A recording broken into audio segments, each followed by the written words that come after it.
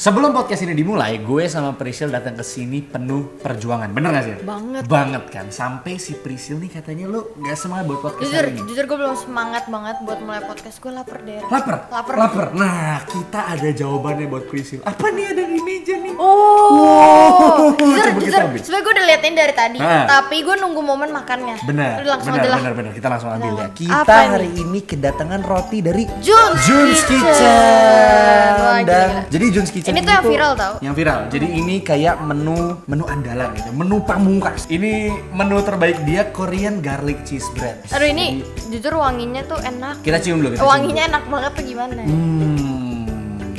Ya kan, jadi garlic cheese bread ini tuh penuh keju banget katanya gitu kan. Kok katanya terus? Nah makanya mending cobain. Nah sebelum kita makan kita harus pakai hand sanitizer dulu.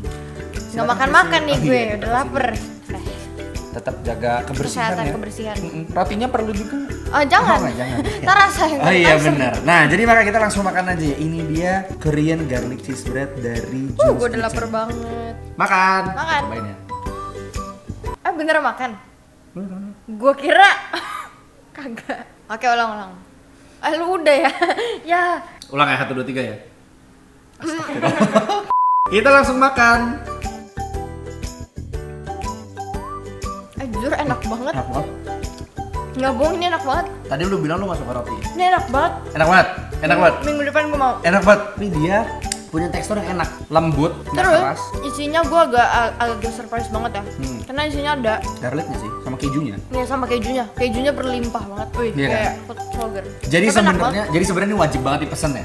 Wajib banget dipesan kan. Kalau misalnya teman-teman penasaran gimana sih caranya dapetin roti yang harganya di bawah 20.000 bahkan. Di bawah 20.000. Gila, malahan murah banget ini. Kalian bisa aja langsung cari di Instagram @June'sKitchenYummy. Namanya aja udah sesuai sama rotinya. Tapi jujur ini wajib banget buat di order. Seenak itu ya. Jadi kalau misalnya kalian mau pesen, kalian bisa langsung chat aja by WA di 0811 977 179. Dan ini pemesanan khusus untuk orang-orang yang tinggalnya di daerah Jakarta dan Tangerang. Wajib banget di order. So tunggu apa lagi? Lu udah semangat podcast sekarang? Semangat banget. Yuk kita langsung aja. Podcast. Welcoming all passengers aboard, this is your host Darren And Priscilia. Ada Sheryl juga. Sebentar lagi kita akan memulai lepas landas karena ini adalah podcast dan kita bakalan on air. Jika ada yang kebelet buang air, dipersilakan untuk menggunakan toilet yang terletak di belakang kabin. Jika semua sudah siap, fasten your seatbelts. Sit back, relax, and enjoy the show.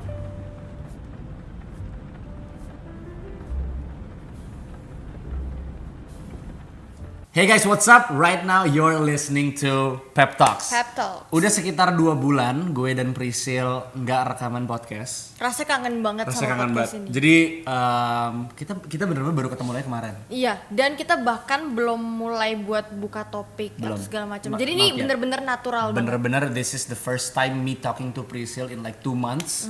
Karena lo juga sibuk kerja di tempat lo ya kan. Kita semua punya kesibukan masing-masing dan bentar lagi kita juga mau lulus SMA guys, kita we gotta make an episode about that. Nah, tapi hari ini teman-teman ada ini kayaknya big news of 2021 nih. Ini sebuah awal yang baik untuk 2021. Jadi hari ini teman-teman kalau misalnya di podcast pertama kita udah sempat mengundang Aisyah Felis. Gitu. Nah hari ini kita kedatangan orang yang gak kalah spesial, luar biasa. Maksud gue sangat kagum dengan orang ini for various reasons. Dan salah satu alasannya adalah karena dia seorang content creator yang gak takut untuk menyatakan kebenaran gitu. Jadi dia nggak takut untuk say, oh this is what I feel, this is what I think. Apa yang benar, apa yang salah, menurut pandangannya. Dan meskipun orang banyak nggak setuju dengan dia, ada juga yang setuju dengan dia, tapi dia tetap menyatakan pendapatnya. Gitu, berani speak up. Sedangkan banyak anak muda tuh nggak berani banget kan buat ngomong jujur. Pasti mereka yang kayak maunya ya udah yang aman-aman aja biar gue nggak dijudge segala macem. Tapi beda sama orang yang satu ini. Yes,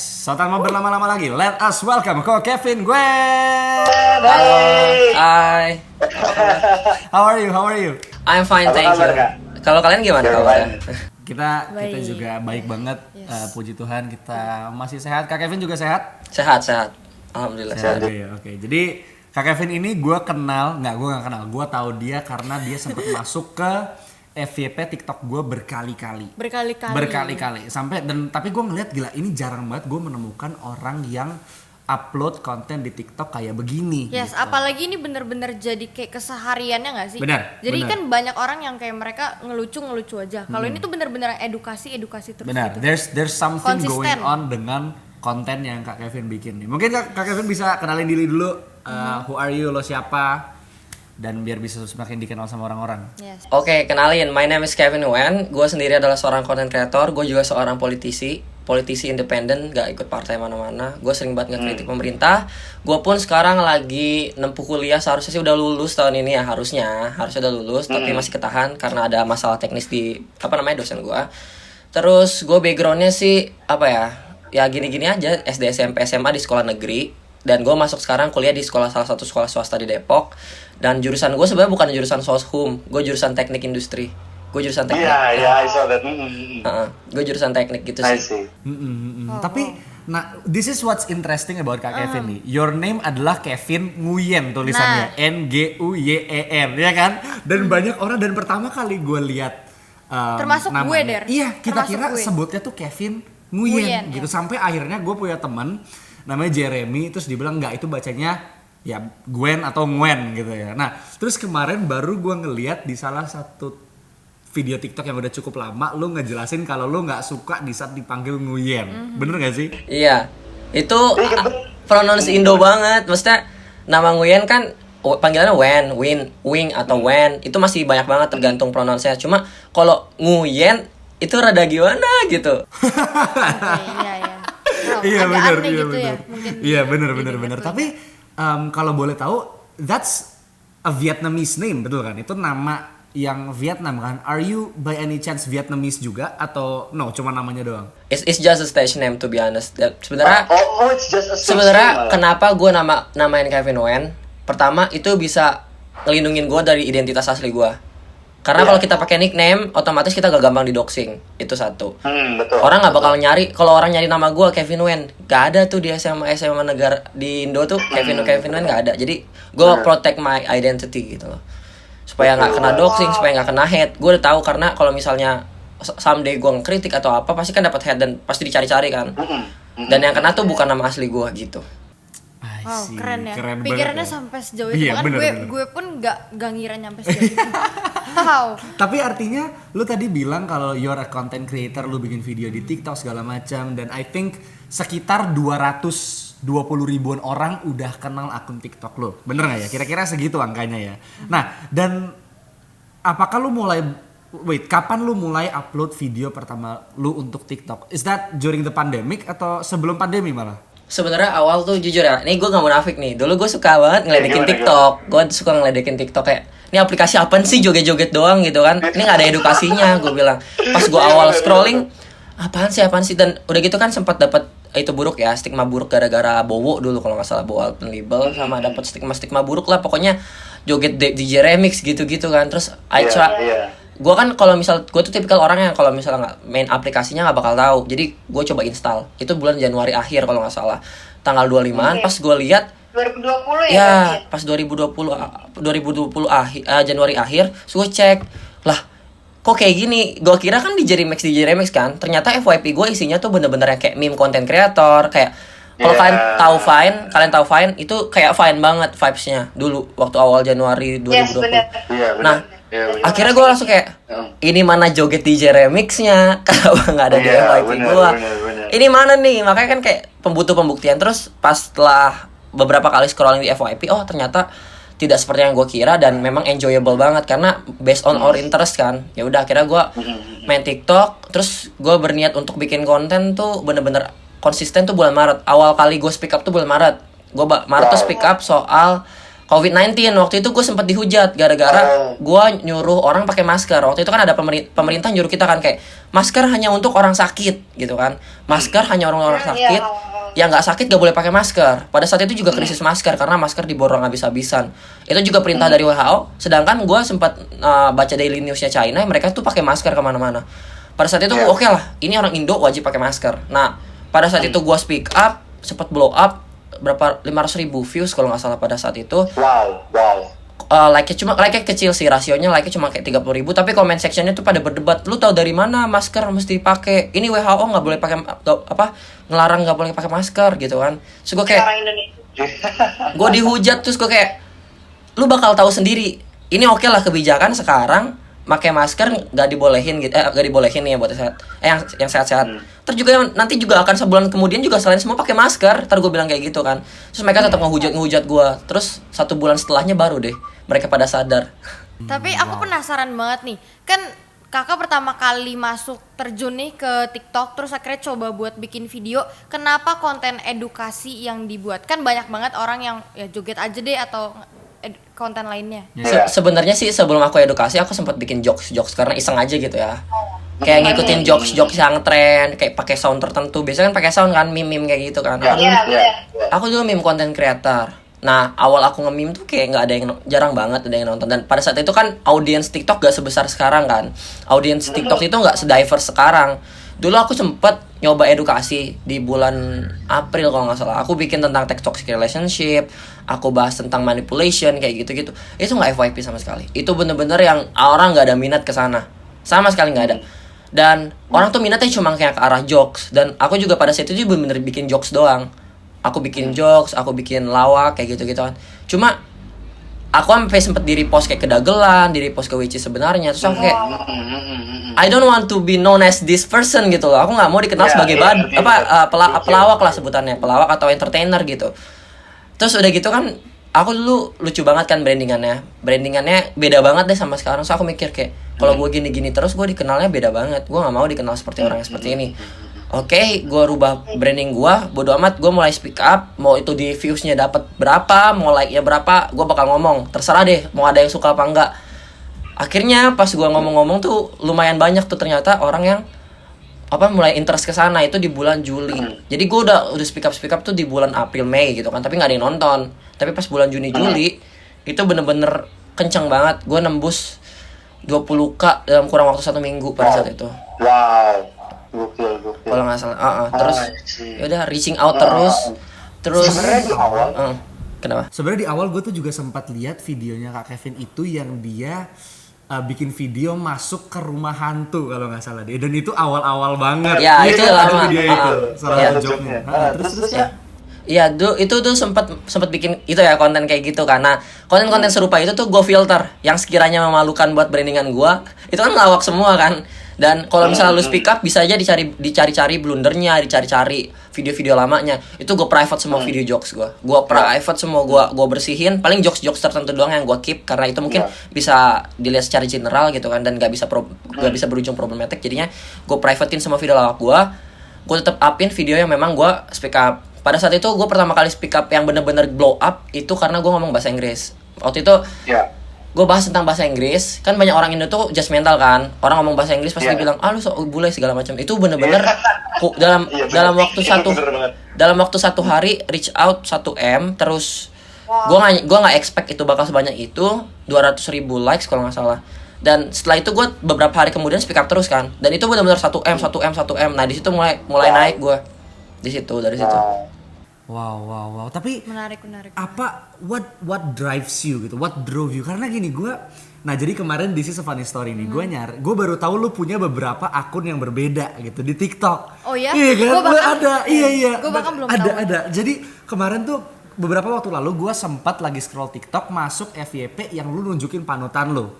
Ada Najwa Shihab, Jordan Peterson, gila itu favorit banget tuh. Jordan Peterson, Ustadz Adi Hidayat, Rocky Gerung ya kan. Nah terus kemana tuh gue nyari, kok ini di @seronaf tuh nggak ada. Gue kira udah delete kali ya. Terus tiba-tiba nongol kayak akun lain yang kayaknya related sama akunnya Kak Kevin ini. Baru gue klik, ternyata ada di sini gitu.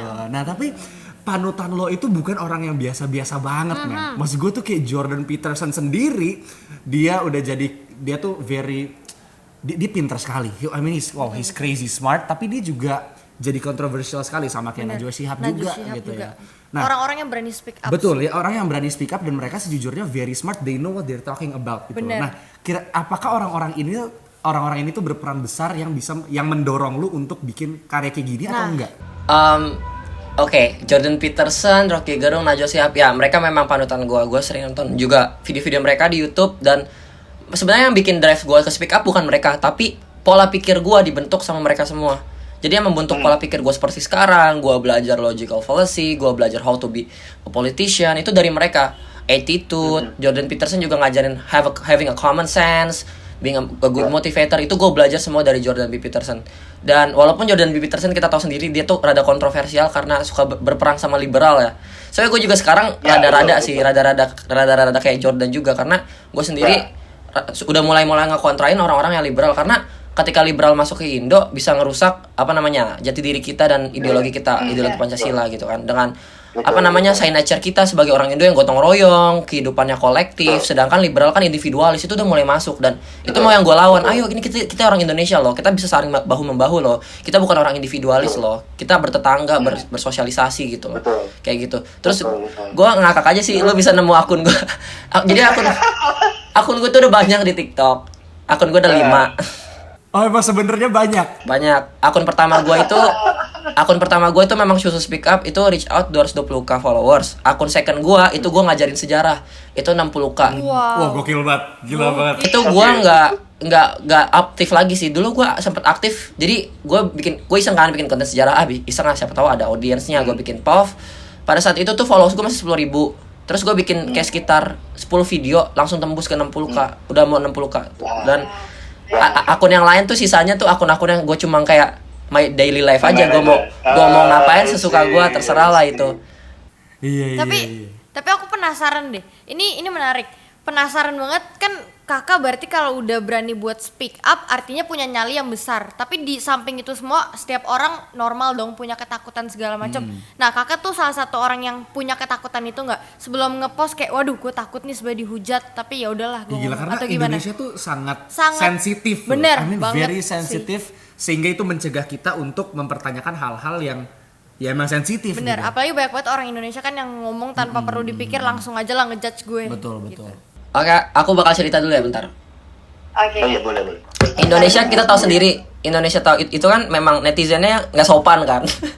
Microsoft bisa dibilang ya. ya nomor 1 di Asia Tenggara, yang nomor 1 paling nggak sopan gitu kan, yang istilahnya bad behavior itu juga dari Microsoft kalau nggak salah yang bilang. Terus habis kejadian Microsoft kan emang diserang kan akun Microsoft sama netizen Indo. Bayangin itu Microsoft, apalagi kita gitu yang netizen yang bukan siapa-siapa, seorang content creator yang nggak punya nama nggak punya branding gede kayak Microsoft, yang gede aja dihajar, apalagi yang kecil gitu, dilibes abis gitu kan.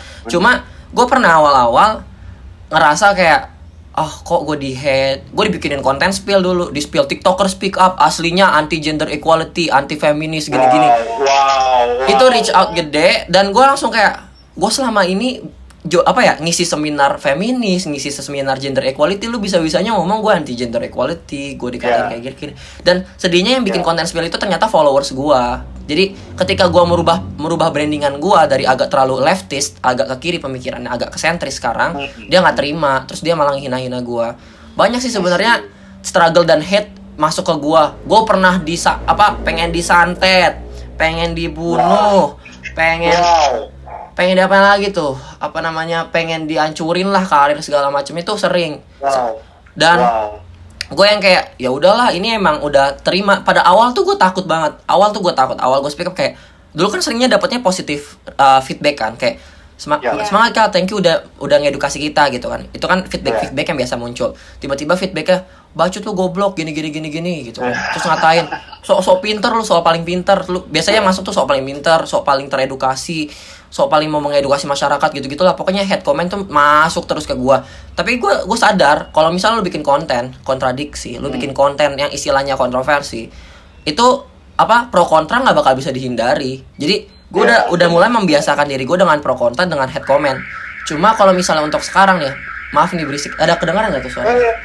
Sedikit, tapi nggak apa-apa, itu oke. Seru, lanjut terus. Iya. Masalah yang pro kontra itu udah ada hal yang biasa lah, udah makanan sehari-hari kalau lu speak up. Jadi lu terima head comment juga, lu terima, lu masukin. Memang pahit, gue dulu awal-awal sempat juga sampai sedih, sampai ngerasa kayak apa gue sejahat itu, apa gue sehina itu, apa gue serendah itu sampai digini-giniin, apa gue melakukan hal yang salah.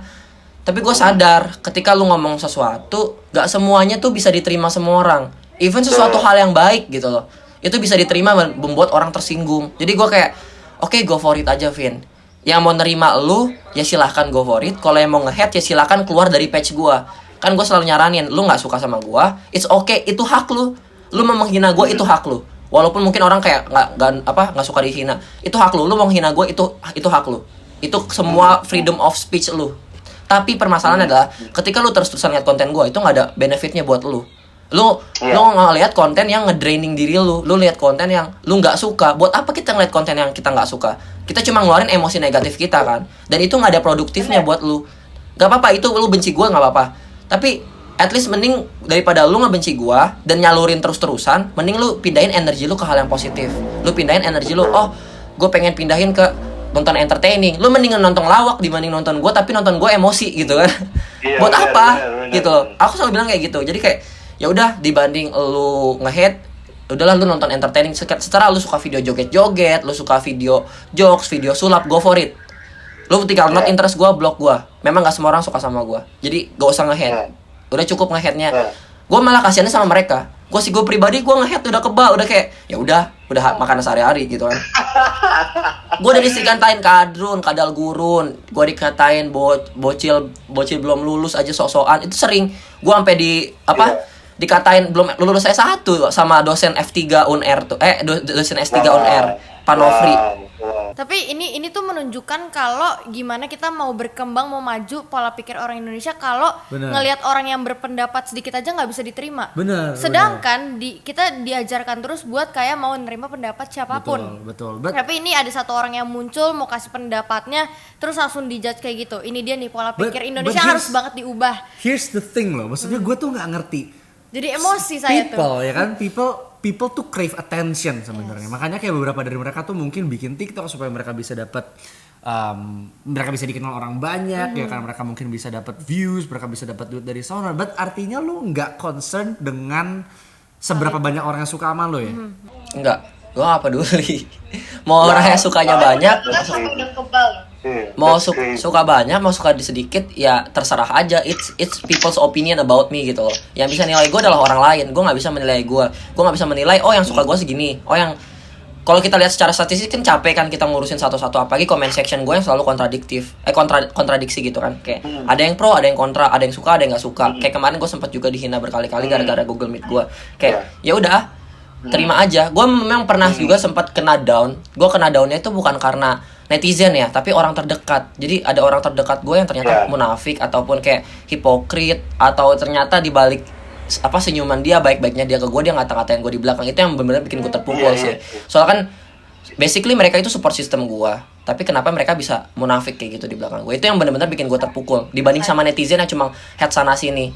Gue bisa head komen netizen, bisa gue delete. Itu hak gue sebagai content creator mendelete komen apapun yang menurut gue tidak kompatibel ataupun tidak tidak cocok lah dengan platform gue deletin. Tapi kalau misalnya teman sendiri yang tiba-tiba tusuk dari belakang tuh, wah itu gue sempet nangis waktu itu di live gue.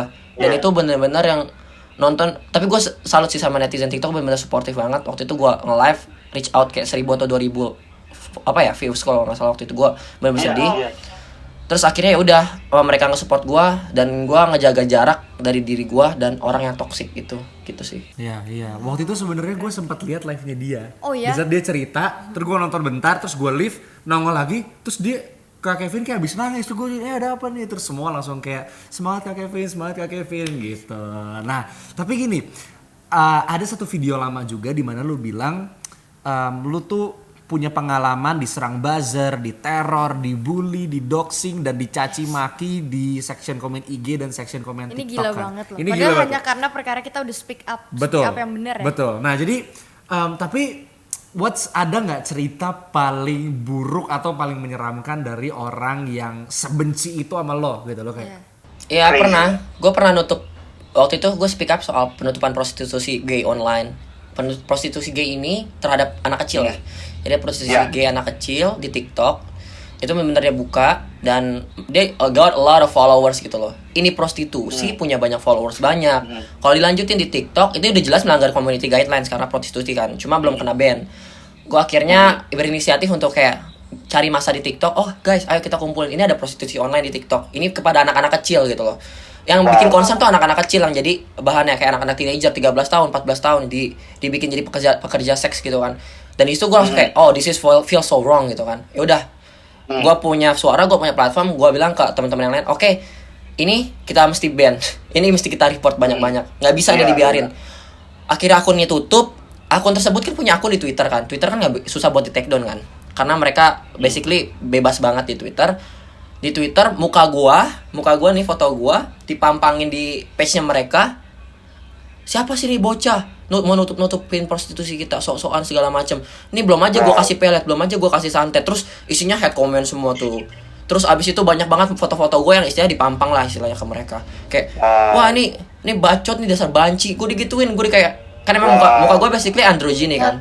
Bisa dibilang cewek, bisa kayak cewek, bisa kayak cowok gitu kan. Kayak cewek lesbi bisa lah dibilang gitu kan. Jadi mereka kayak ngata-ngatain gue kayak dari fisik, dari dari muka gue dikata-katain sok-sokan nih segala macam, closeted, dasar homo yang nggak ketahuan atau gimana. Dia selalu ngata-ngatain gitu lah, assume my sexuality lah istilahnya.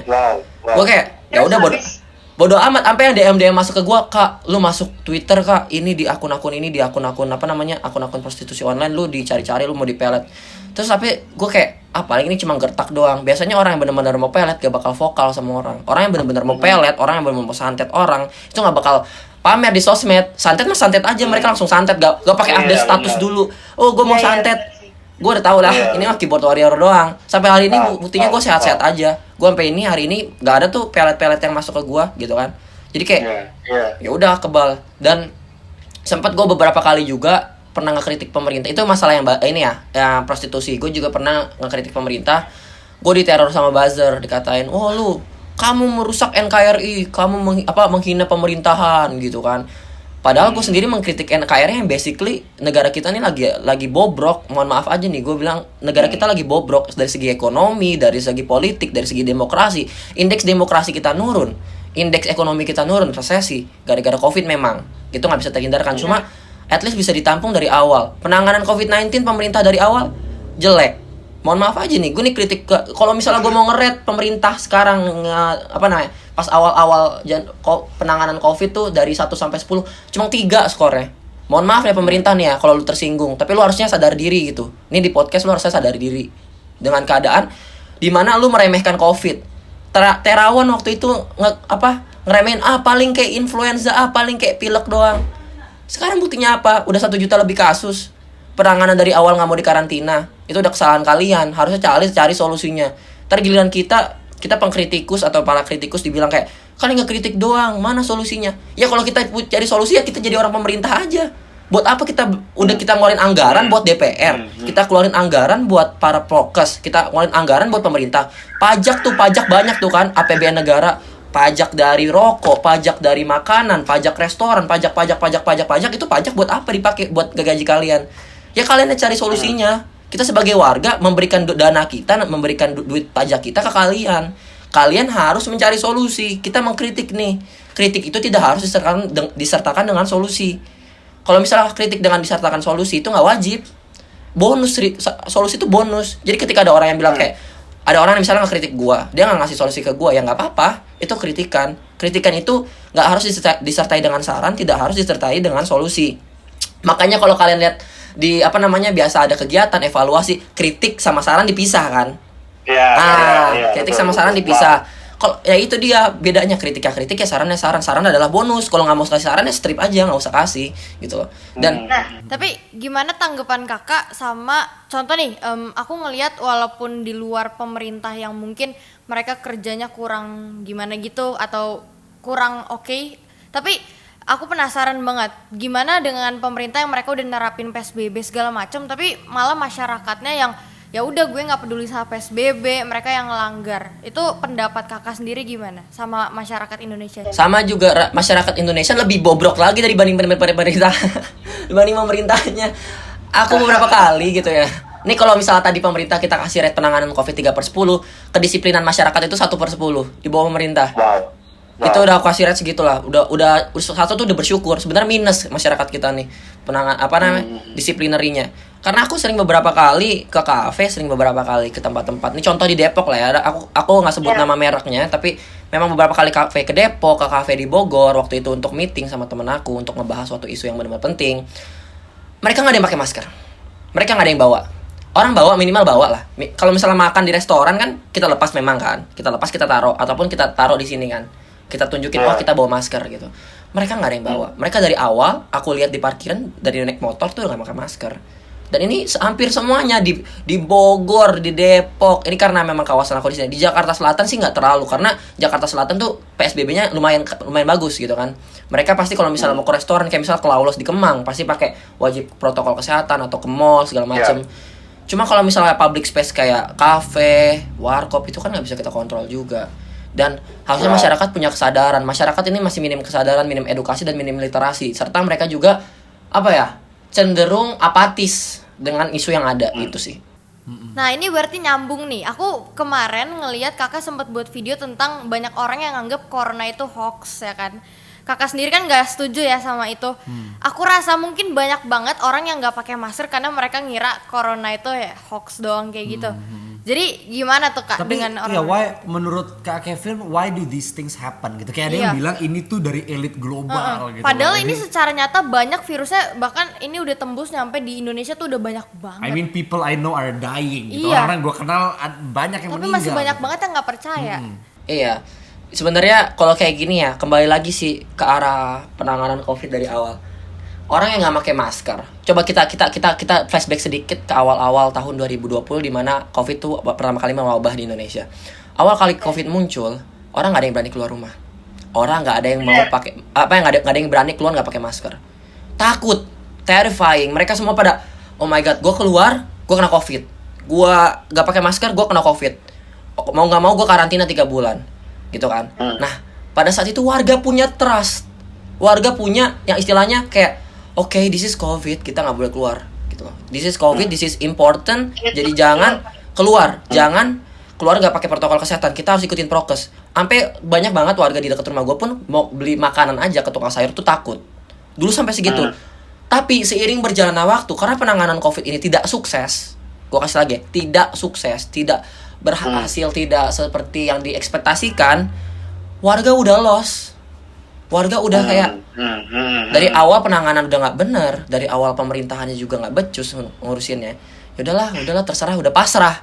Jadi masyarakat yang gue temuin di lapangan, mereka nggak pakai masker karena mereka udah pasrah sama COVID. Ya udahlah, kena aja lah, nggak apa-apa. Mereka percaya COVID. Gue tanya kok ada yang nggak pakai masker waktu itu. Teman gue juga pengikut normal. Jadi kayak gue nggak pakai masker, Vin, capek gue. Lah keluarga lu kan ada yang kena. Ya emang ada yang kena. Terus kenapa? Udah capek gue kayak gini terus. Gue udah capek dikekang sama pemerintahan dan sampai sekarang juga nggak kelar-kelar. Mau sampai berapa tahun? Mau sampai 10 tahun gue kayak gini? Enggak, gue nggak mau. Dia bilang, mending gue kena COVID tapi abis itu kelar gitu kan katanya.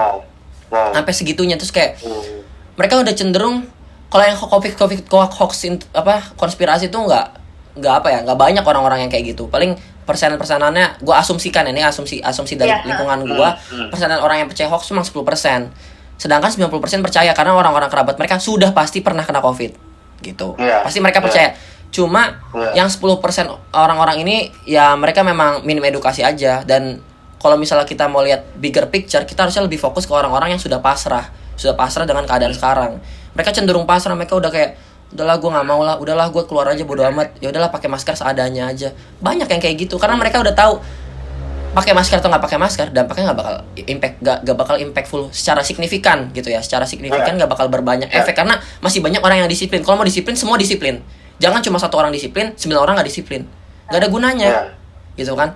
Kalau mau harus serempak disiplin semua, bisa itu ke recovery. Cuma kan sekarang nggak ada yang, ya orang udah pada ya udahlah udah pada remehin, udah bisa setahun juga umur COVID kan, jadi pada ngeremehin gitu aja sih. Tapi kalau gitu lu dari tadi kan you've been focusing on how the government handles COVID-19 ya kan, gimana caranya pemerintah tuh handling COVID-19. Artinya dalam kondisi pandemi ini adalah salah satu isu yang very concerning, sangat mengkhawatirkan buat lu dan yang pastinya buat kita juga gitu kan. Nah, tapi kalau gue boleh tahu, kalau di luar COVID-19 apa gimana? What's the most concerning issue yang lu pengen fokusin gitu loh? Kayaknya misalnya tadi lu sempat ngomongin tentang liberal versus conservatism ya gitu kan. Nah, dan pastinya ada banyak isu yang lu touch dan gak cuman secara secara politis, soal political doang, tapi lu juga fokus on kayak lu sempat mengkritik SJWs ya kan, lu sempat mengkritik social issues ya kan, catcall segala macam. Nah, apa isu yang kira-kira lu lihat juga, guys, we need to fix this and this is the reason gua ada untuk mengkritik hal ini gitu. Jadi gue sebenarnya lebih concern juga ke arah ini sih, antara ya tadi bilang liberal lawan konservatif. Dan sekarang tuh gue lihat Indonesia tuh kepolarisasi kebagi dua masyarakatnya. Yang satu tuh benar-benar religius banget, yang satu seakan-akan anti religion. Itu dulu. Iya. Karena kepolarisasi jadi dua. Lu kalau misalnya you believe in God, lu percaya sama Tuhan, ya lu bakal percaya banget. Lu bener-bener punya iman, lu punya iman banget. Tapi ada juga orang di satu sisi yang mereka nggak percaya sama sekali dan mereka kontrain orang religius dan benci banget sama orang religius. Dan ini yang terjadi sekarang, kayak misalnya dia beragama Islam, dia beragama orangnya Muslim. Mereka nge-title dirinya Muslim, di KTP juga Muslim. Tapi mereka sendiri Islamofobia. Ada. Dan mungkin di lingkungan kalian nggak terlalu banyak yang kayak gitu. Karena lingkungan kita tuh cenderung homogen. Homogen tuh yang istilahnya orang-orangnya sama. Misalnya, ini gue nggak, not to be racist, misalnya orang Indo yang istilahnya orang Padang doang lingkungannya. Misal lingkungan orang yang istilahnya suburban ya suburban doang. Orang rural doang. Orang misalnya orang Chinese biasanya Chinese Indo biasanya kan di pick tuh. Ya di pick doang, lingkungannya homogen. Mereka nggak bakal kenal sama orang-orang yang di Jaksel, nggak bakal kenal sama orang-orang yang di Depok, yang istilah notabene mungkin banyak Muslim. Jadi mereka nggak tahu, oh Islamofobia is real. Mereka nggak tahu. Jadi problemnya adalah pertama lingkungannya homogen, lingkungannya terlalu terkotak-kotakan. Masyarakat tuh terbagi-bagi, dan juga di sosial media tuh ada yang namanya echo chamber. Pernah dengar belum echo chamber? Echo chamber ketika lu tuh selalu berada di wilayah yang sama aja pemikirannya, nggak ada yang berubah, nggak heterogen lingkungannya. Jadi opini A selalu benar, jadi dipampang di otak tuh, opini A selalu benar gitu. Kayak misalnya sempat ada isu yang diangkat sama SJW atau SJW tentang kill all men jokes, misalnya kill all men jokes. Itu kan sebenarnya nggak terlalu penting kan. Gue kontra dengan kill all men jokes. Mereka langsung nyerang gue. Wah, lu berarti lu setuju sama rap ya, kayak gini ya. Berarti lu setuju dengan pemerkosaan, jokes pemerkosaan gitu. Enggak gitu konsepnya. Mereka terlalu berada di polar pemikiran yang selalu terlalu homogen, jadi nggak bisa berpikir jernih kalau orang tuh beda-beda opininya. Bentar, ini gue sambil ngecas dulu ya. Soal laptop gue. Bentar. Boleh, silakan. Sambil ngomong aja nih, gue sambil ngomong tapi mukanya nggak kelihatan. Jadi lingkungannya bener-bener yang mereka selalu ada di lingkungan yang sama terus. Gak terbiasa dengan lingkungan yang berbeda, gak terbiasa dengan pemikiran yang berbeda, gak terbiasa banget. Dan ini yang permasalahannya mau gue solve sebenarnya untuk ini. Jadi selain concern politis, gue juga concern ke arah yang liberal and konservatif. Gue juga concern ke arah ini perbedaan pendapat sama opini dan argumentasi. Jadi untuk merubah pemikiran mereka yang liberal dan konservatif, kita harus ngajarin mereka dulu cara beropini itu gimana, how to discuss itu gimana, cara berdebat itu gimana. Kalau itu nggak dikasih, kita bakal debat kusir, all this time bakal debat kusir. Kita bakal kayak bacot-bacotan, head comment doang, hina-hinaan, body shaming doang. Kan itu nggak bagus. Jadi untuk menyelesaikan solve problem yang lebih tinggi, kita harus lihat dari yang kecil-kecil. Yang kecil-kecil dengan apa? Menghargai perbedaan opini dan how to be the real open-minded. Real ya, bukan open-minded palsu. Iya. Nah, ini gue boleh tanya. Okay. Jadi I wanna touch two things nih. Gue pengen nanya dua hal. Yang pertama tentang beropini dan yang kedua tentang open-mindedness. Kan tadi lu sempat bilang liberal versus conservatism. Nah, itu yang benar. Nah, dan liberal itu cenderung ke negara barat kayaknya ya, dimana kita negara-negara kayak China, mungkin Indonesia dan negara-negara sini tuh masih cenderung lebih konservatif gitu kalau dibandingkan dengan mereka gitu. Karena dan kadang-kadang orang-orang berpikir that open-mindedness itu equal dengan western mindedness gitu loh, dimana western mindedness adalah ya sedikit banyak dipengaruhi oleh liberalism gitu kan. Nah, dan gua rasa lu juga udah you make your point very clear di salah satu video TikTok lu mengenai perbedaan open-mindedness dan western mindedness gitu ya. Nah, cuman yang menarik adalah lu nggak cuman speak up for yourself atau for anything you believe in, tapi lu juga membiarkan orang-orang speak up mengenai pendapat mereka gitu. Yang keren adalah kayak lu misalnya ngomong orang tuh susah menerima pendapat orang lain, dan ini kayaknya and the people proved your point gitu. Kayak di saat ada orang yang kasih omnipotence paradox itu, di saat dia bertanya semua orang langsung nyerang dia as if itu adalah serangan dari dia kepada orang beragama gitu. Padahal sebenarnya itu question yang udah lama sekali dipertanyakan gitu loh. Bahkan kalau nggak salah dari zamannya David Hume pun pertanyaan itu udah ada ya kalau nggak salah ya. Nah, dan jadi dari isu itu lu dan beserta orang-orang yang juga main sama lu ya, kalian respon ke video ini dan responnya luar biasa banget. Tapi yang keren adalah lu sempat bikin Google Meet besar-besaran untuk diskusi mengenai ketuhanan itu. Was that? Apakah itu Google Meet paling heboh atau enggak ya? Karena gue lihat sampai partnya banyak banget loh, sampai 2 kayaknya ya. Apakah itu Google Meet ya? Gimana? Coba cerita. Itu berawal dari apa ya, pemikiran gue tentang gimana kalau misalnya kita bikin topik tentang orang ateis, teis dan agnostik tapi dengan civil manner debatnya, diskusinya. Karena selama ini yang gue lihat orang-orang mau yang teis ya, mau siapapun, mau orang yang religius ekstrim, mau yang kiri ekstrim, itu tetap sama. Mereka ekstrim kayak mereka nggak mau dengerin pendapat orang, mereka berdebatnya dengan cara menghina, mendoxing, menjelek-jelekan, menghacking segala macam. It's not even solving any problems gitu loh. Itu malah memperburuk aja. Dengan hacking, dengan menghina, dengan membuli itu nggak ada produktifnya. Lebih baik kayak kita bikin diskusi, oke? Perbedaan orang dengan berbeda latar belakang, yang satu ada yang percaya agama, orang yang tidak masih ragu-ragu dengan agama, dan orang yang tidak percaya. Kita bikin diskusi dan kita ngomongnya baik-baik. Dan ternyata pas gue bikin diskusi itu berjalan lancar dan orang-orang bisa ngungkapin pendapat dengan civil manner, dengan dengan baik-baik, dengan debat biasa, kayak diskusi bukan debat sih, diskusi biasa. Menurut lu gimana? Menurut gue gini. Menurut lu gimana? Menurut gue gini. Dan itu damai-damai aja. After the Google Meet pun, after the live itu kan kita ada backstage ngobrolan lah, chat-chat di backstage gitu kan. Itu kita malah ketawa-tawa, ngelawak, terus abis itu sharing story. Jadi kayak itu bisa dilakuin, itu bisa diimplement di Indo. Mereka harus belajar. Dan warga ini karena cenderung yang gue bilang lagi homogen, terlalu banyak di pemikiran mereka satu kubu doang, jadi nggak bisa bergaul dengan orang-orang yang berbeda pendapatnya dengan dia gitu. Dan kalau kita ngomongin yang kayak omnipotent paradox, iya setuju gue, itu adalah pertanyaan yang biasa banget. Itu it's just a simple questions gitu loh. Dan with a simple answer seharusnya ya. With a simple answers gitu. Cuma orang-orang take it serious sampai Abilo dihack, akunnya dia sampai dihilangin, diangusin, Instagramnya angus, akun TikToknya dideletin semua videonya.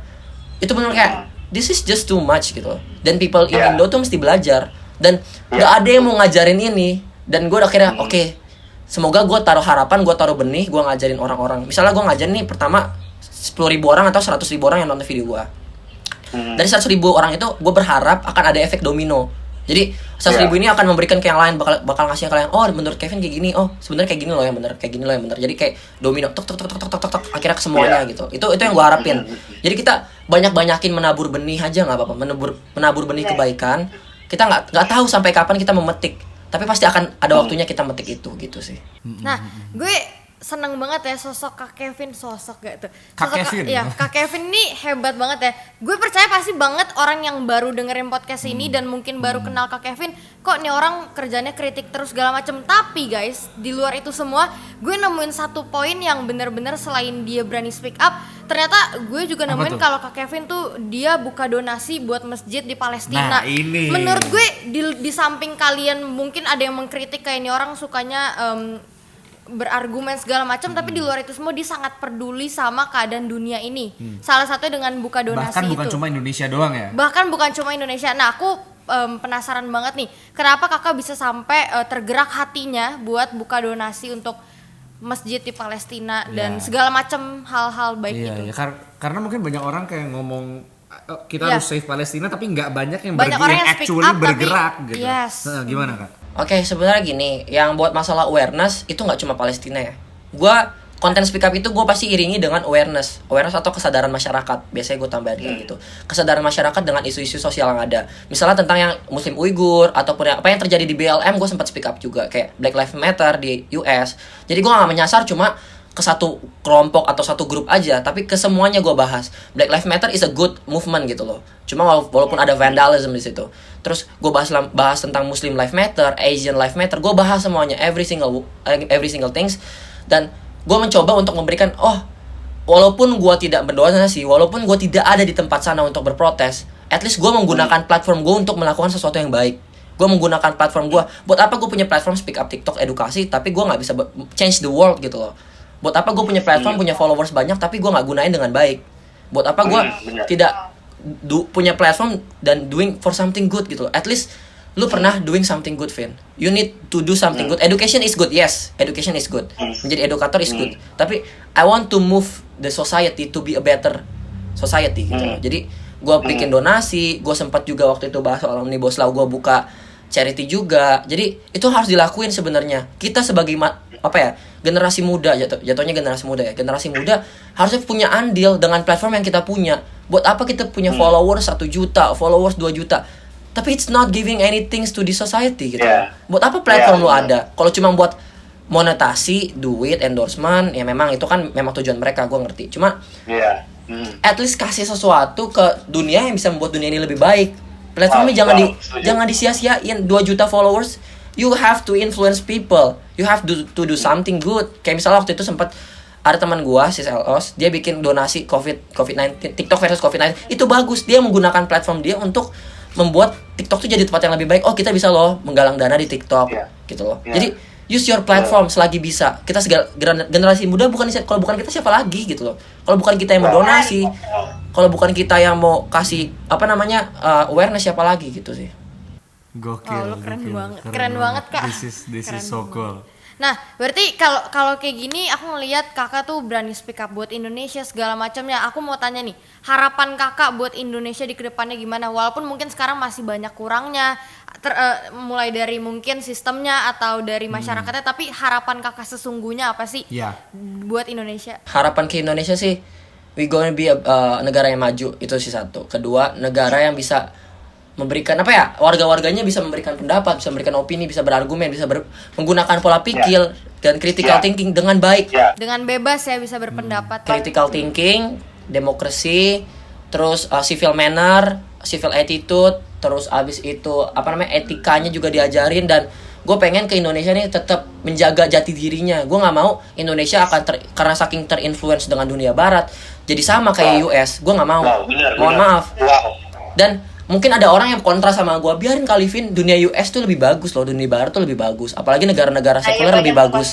Banyak ini yang kontra gue banyak dan sering juga berargumen sama gue. Nggak apa-apa, sekuler itu malah jadi maju negaranya. Oke, let's say negara sekuler maju, tapi kan kita kan balik lagi ke Pancasila, ketuhanan yang Maha Esa. Kita tujuan di dunia ini tuh untuk beribadah kepada Tuhan. Kita tujuan di dunia ini untuk ada goals yang dikasih oleh Tuhan, dan itu juga ada di Pancasila nomor 1. Buat apa kita punya Pancasila nomor 1 kalau itu bullshit? Buat apa? Wow. Buat apa? Enggak. Selama ini adalah orang yang ngomong dia Pancasilais adalah orang yang paling tidak Pancasilais, to be honest. Orang yang ngomong I'm Pancasilais, gua revolusi mental, tapi mereka tuh yang paling gak Pancasilais, to be honest. Dan mereka nih mohon maaf nih, ini kalau misalnya kalian ada yang tersinggung, berarti prove my point. Kalau lu tersinggung, berarti lu berasa gitu kan. Nih, ada orang-orang yang misalnya kayak nggak apa-apa sekuler, nggak apa-apa liberal segala macam. Kan Indonesia bagus kalau sekuler liberal. Berarti lu secara nggak langsung ya udah, lu udah mau mengikis nilai-nilai bangsa, lu mau ngikis nilai-nilai adat, lu mau ngikis nilai-nilai budaya. Kayak kemarin yang terjadi pada hukum cambuk Aceh. Itu terjadi kemarin. Hukum cambuk diprotes. Orang luar Aceh ngeprotes hukum yang ada di Aceh. Padahal mereka sendiri nggak ada di Aceh. Dia protes, dibilang it's pelanggaran HAM segala macam. Padahal gue megang 3 jurnal dari UIN. Dia bilang kalau misalnya orang-orang di Aceh malah lebih demen dicambuk dibanding masuk penjara. Semuanya banyak datanya, ada datanya. Orang-orang non muslim pun di Aceh ya, yang istilahnya non muslim, yang bukan orang yang ikut syariat, dikasih pilihan kan, lu mau hukum mana nih, penjara apa cambuk? Gue cambuk aja lah, sehari kelar. Banyak yang kayak gitu.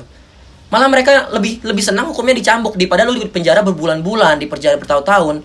Mending dicambuk 1 hari, tapi lu masih dapat kebebasan setelah itu. Lu bisa makan enak di jalan-jalan, keluar kemana-mana, dibanding lu 1 tahun ngedekam di penjara, lu nggak bisa ngapa-ngapain.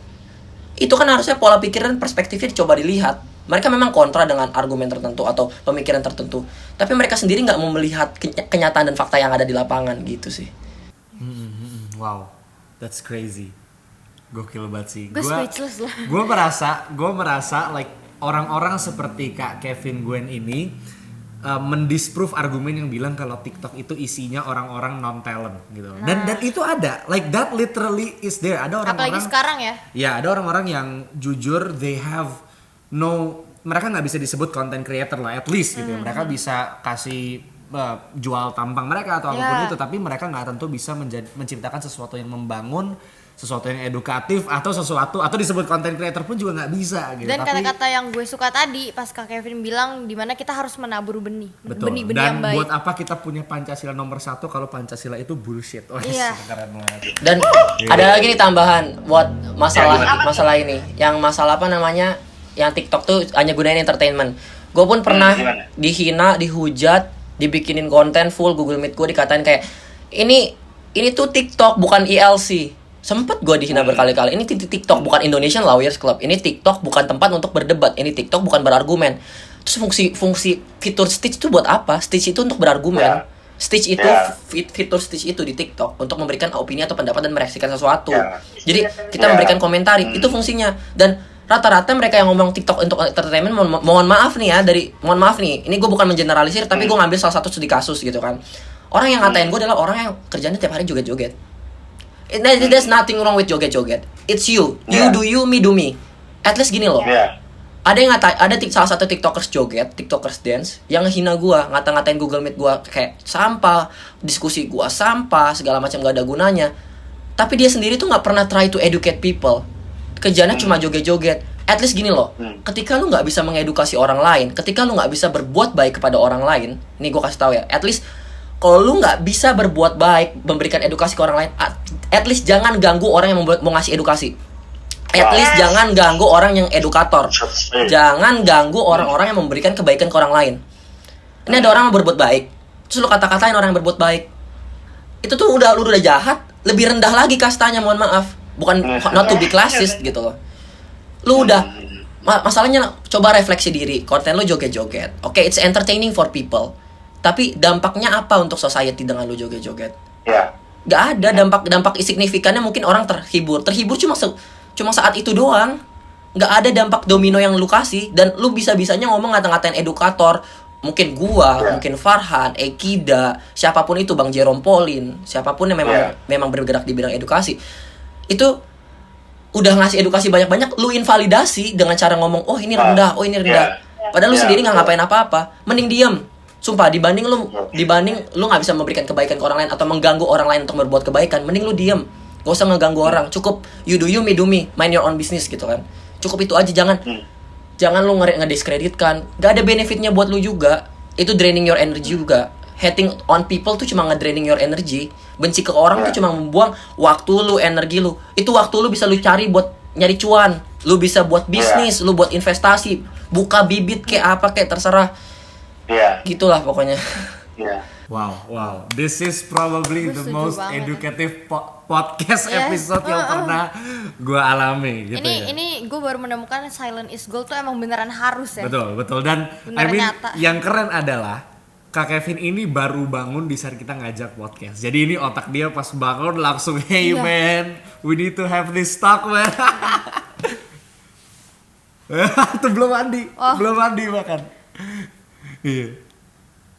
Jujur ya dari gue kayaknya kalau sama lu baru banget tuh udah kayak apa? Gue nggak bisa diajak ngomong yang berat, tapi ini wow. Iya, wow. So thank you so much Kak Kevin for being here man. Yes. I mean gila, kita nggak ngerti mesti ngomong apa. Bahkan kita sendiri pun juga ikut belajar gitu. Banget man. I mean like this is what Indonesia really needs. So teman-teman, if you like this episode, kalian bisa follow Instagram kita @peptalks_id atau kalian juga bisa lihat YouTube kita di Peptalks ya kan.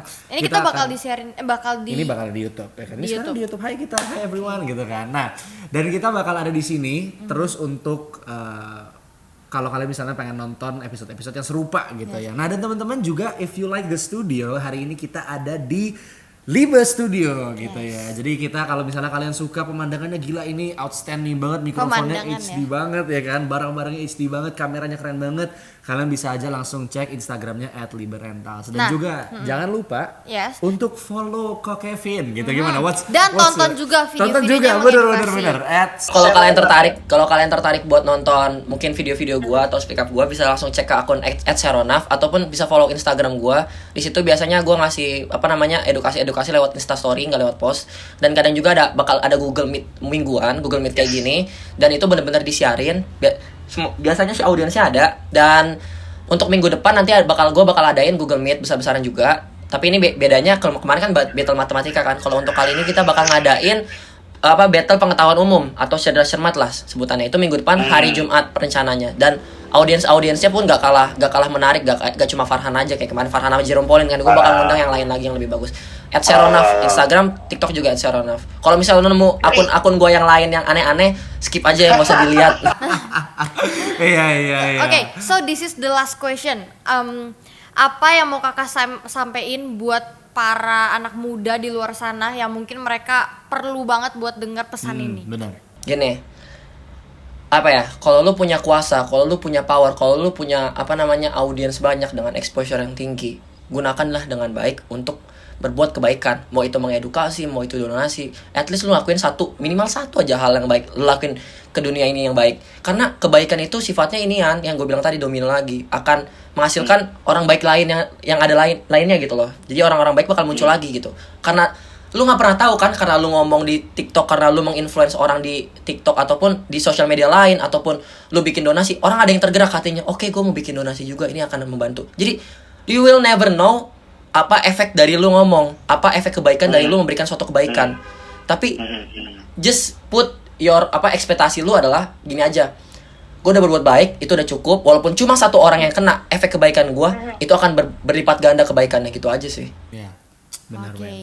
So there you have it guys, itu pesan khusus dari Kevin Nguyen. Ingat, bukan Nguyen, Kevin Nguyen secara pribadi buat kalian semua. So thank you so much Kevin for being here. Thank you. Ngalamin sangat, edukasi yang sangat luar biasa banget. So Amazing. thank you guys and bye bye. Dadah, thank you.